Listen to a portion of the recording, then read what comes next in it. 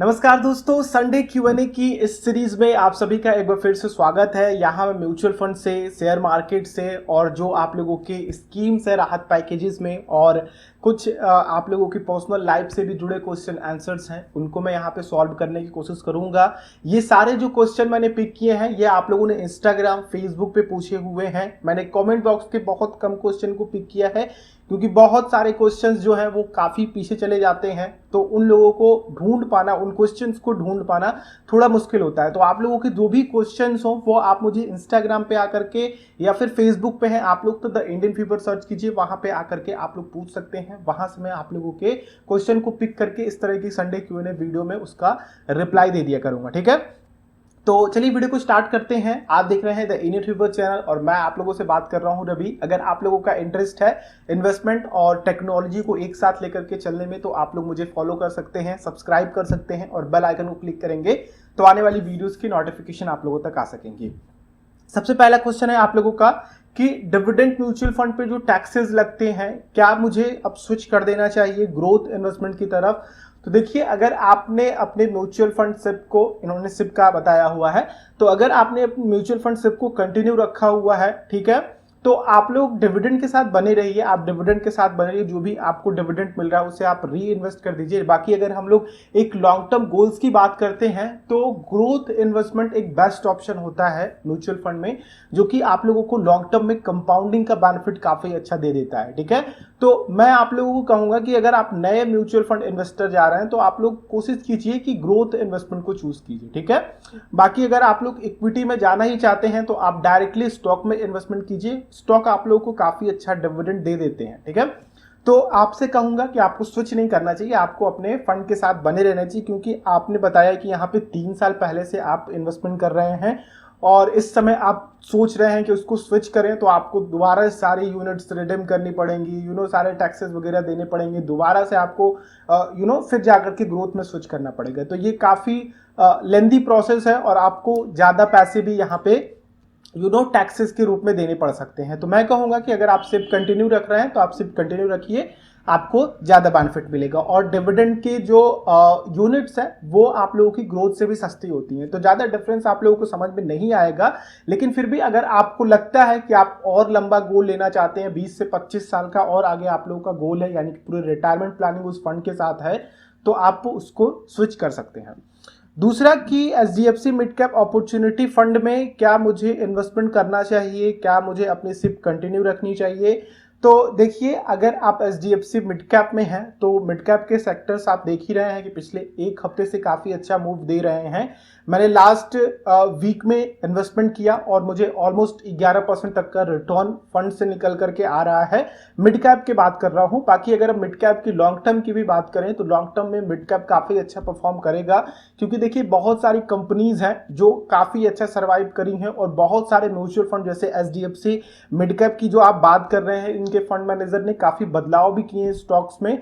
तो आप लोगों के लिए काफ़ी अच्छी अपॉर्चुनिटी है मिड कैप सेक्टर्स में इन्वेस्टमेंट करने के लिए, या फिर कह लिए मिड कैप म्यूचुअल फंड में इन्वेस्टमेंट करने के लिए। तो अगर आप HDFC मिड कैप के साथ हैं, अगर आप नया इन्वेस्टमेंट भी करना चाहते हैं तो आप कर सकते हैं। मिड कैप का एक बेहतरीन फंड है HDFC mid cap. Next question है कि क्या मुझे 1 साल के लिए स्मॉल कैप में निवेश रोक देना चाहिए। तो इनका बेसिकली ये क्वेश्चन है कि ये अभी इनका कोई सिप या फिर किसी भी तरह सिप ही चल रही होगी तो उसको वो रोकना चाहते हैं। तो मैं कहूँगा कि देखिए, इस समय ही आपको जो इन्वेस्टमेंट करना है वो करेंगे आप, तो आप लोगों की जो पुरानी यूनिट्स चली आ रही है वो काफ़ी अच्छी एवरेज हो पाएंगी, आप लोगों की प्राइस काफ़ी अच्छी एवरेज हो पाएगी। जब मार्केट आप लोगों का पुरानी स्थिति में आएगा, जब आप लोगों का बुल रन स्टार्ट होगा, फिर उसके बाद आप लोगों का फ्लैट मार्केट जब चलता है, तो फिर उस समय आप लोगों को ये रिटर्न समझ में आएंगे। तो मैं कहूँगा कि आप लोगों को 1 साल के लिए तो बिल्कुल भी नहीं रोकना चाहिए। बहरहाल यहाँ पे कोशिश करना चाहिए कि आप लोग अपने सिप को थोड़ा बढ़ा करके डालें, ठीक है, जिससे कि आप लोग उस फंड्स की ज़्यादा यूनिट्स बाई कर पाएं और आप लोगों को आगे चल करके एवरेजिंग का फायदा मिल पाए और आप लोगों का फंड आप लोगों को अच्छा रिटर्न दे पाए। नेक्स्ट क्वेश्चन है कि best trading sector for 4 month, ठीक है। तो इनको 4 महीने के लिए बेस्ट ट्रेडिंग सेक्टर चाहिए। देखिए, अगर आप ट्रेडिंग सेक्टर्स की बात करते हैं तो फार्मा सेक्टर तो आप लोगों का कोरोना वायरस के मिड से ही जब बुरी स्थिति थी तो आप लोगों का फार्मा सेक्टर पूरे मार्केट को संभाल करके रखा था। तो मैं आप लोगों को सबसे पहला सजेशन दूंगा कि आने वाले 2 से 3 सालों के लिए फार्मा सेक्टर आप लोगों को काफी अच्छा रिटर्न दिला सकता है। और दूसरा मेरे माइंड में और जो मेरे एनालिसिस से कहता है कि जैसे ही ये कोरोना वायरस खत्म होगा वैसे ही यहाँ पे आप लोगों का ऑटो सेक्टर दोबारा से बुलिश पोजीशन में आएगा। तीसरा मैं आप लोग कहूंगा बैंकिंग सेक्टर। देखिए बैंकिंग में भी आरबीआई ने भी काफी अच्छा सपोर्ट दिया है, एनबीएफसीज को भी काफी अच्छा सपोर्ट दिया है। लास्ट वीक आप लोगों ने देखा काफी अच्छा मार्केट बंद हुआ, 3% दोनों सेंसेक्स और निफ्टी बंद हुए हैं। तो एक काफी अच्छा पोजीशन देखने को मिलने वाला है आने वाले 4 से 5 महीनों में इन तीनों सेक्टर में, ठीक है। बाकी और भी आप लोग टेक्नोलॉजी सेक्टर अभी भी अच्छी स्थिति में है, लेकिन अगर आप लोग जाना चाहते हैं तो मैं कहूंगा कि इन 3 सेक्टर पे आप लोग फोकस कीजिए। ये तीनों सेक्टर आप लोगों को आने वाले 2 से 3 सालों में काफी बेहतर रिटर्न दिला सकते हैं, ठीक है।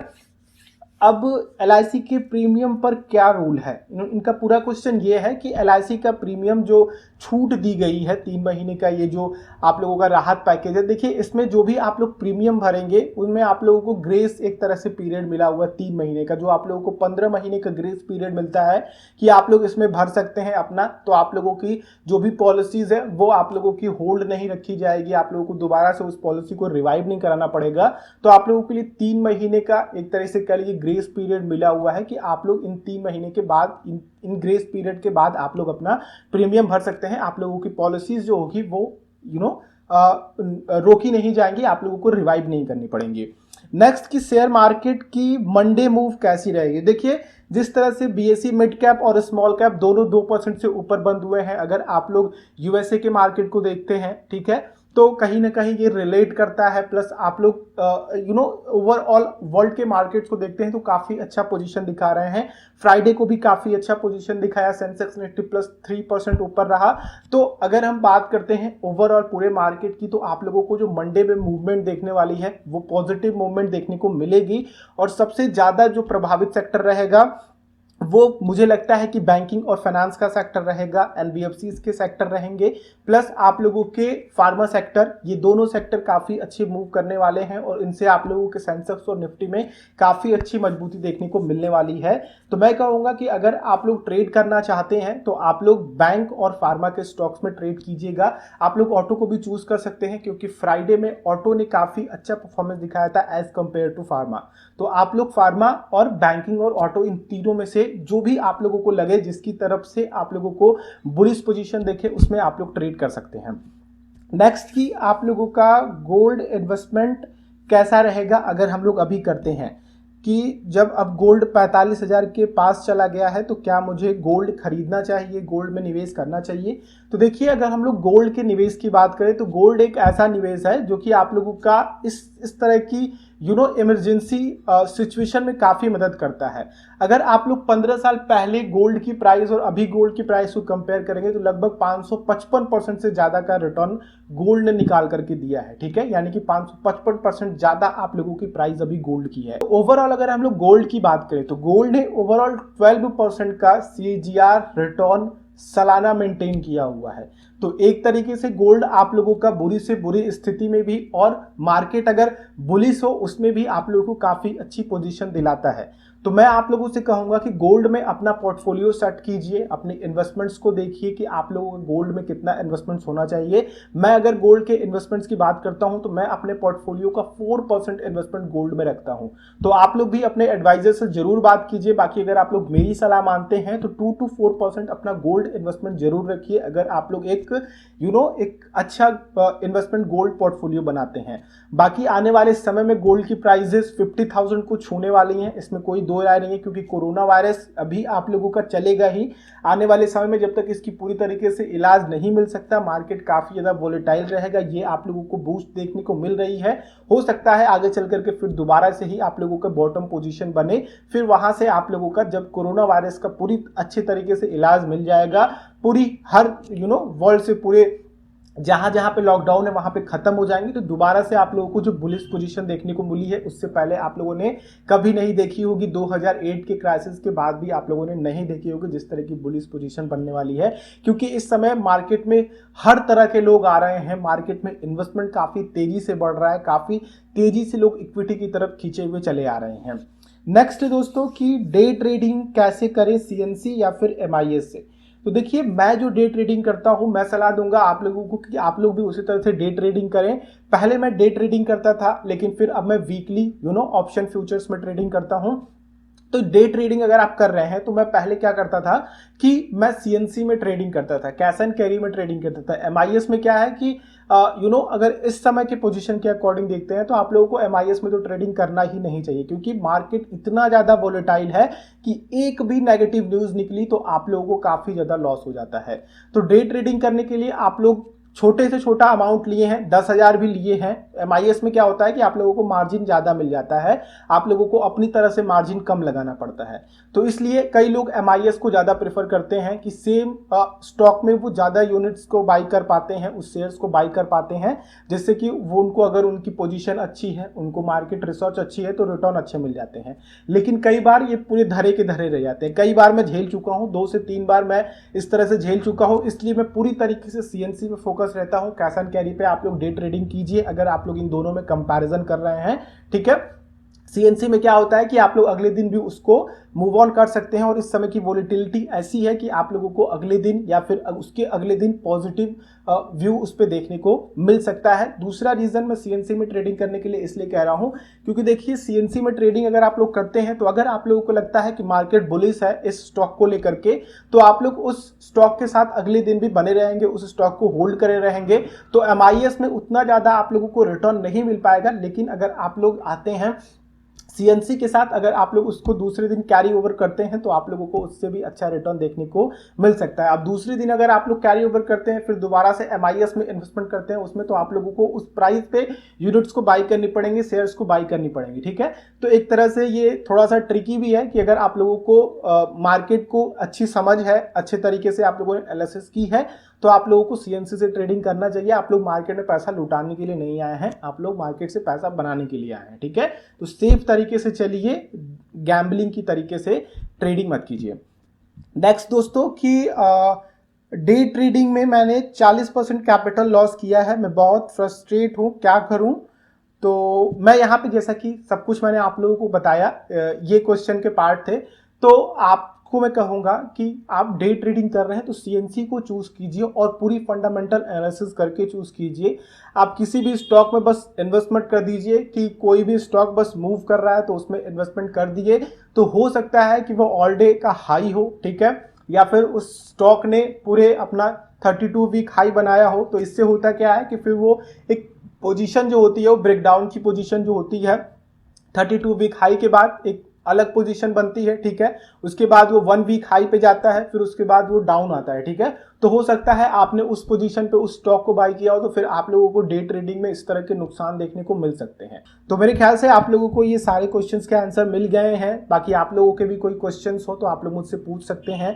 पर्सनल क्वेश्चन थे, जैसे कि आप लोगों का था ये क्वेश्चन कि आप पर डे ट्रेडिंग से कितना क्रिएट कर लेते हो। तो देखिए, मैं पर डे नहीं क्रिएट करता हूँ, मैं वीकली बैंक निफ्टी में ट्रेडिंग करता हूँ। जिस भी तरह के रिटर्न्स बनते हैं, अप्रॉक्स एवरेज 3 to 4% का रिटर्न मुझे मिल जाता है, इस तरह के रिटर्न। बाकी मार्केट जब बुलिश होता है तो वो एक्स्ट्रा चीजें हैं, वो एक्स्ट्रा रिटर्न्स निकल आते हैं, उस हिसाब से मैं स्टॉप लॉस, उस हिसाब से अपनी एग्जिट पोजीशन को क्रिएट करता हूं।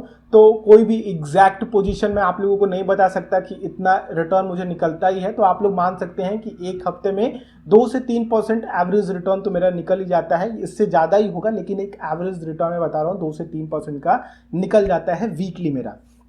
तो और एक क्वेश्चन था आप लोगों का, काफी इंपॉर्टेंट क्वेश्चन है कि अगर आप लोगों का पैसा कहीं चला जाए, जैसे कि आप लोगों ने गलती से कहीं पैसे ट्रांसफर कर दिए हैं, तो उस स्थिति में आप लोग क्या करें।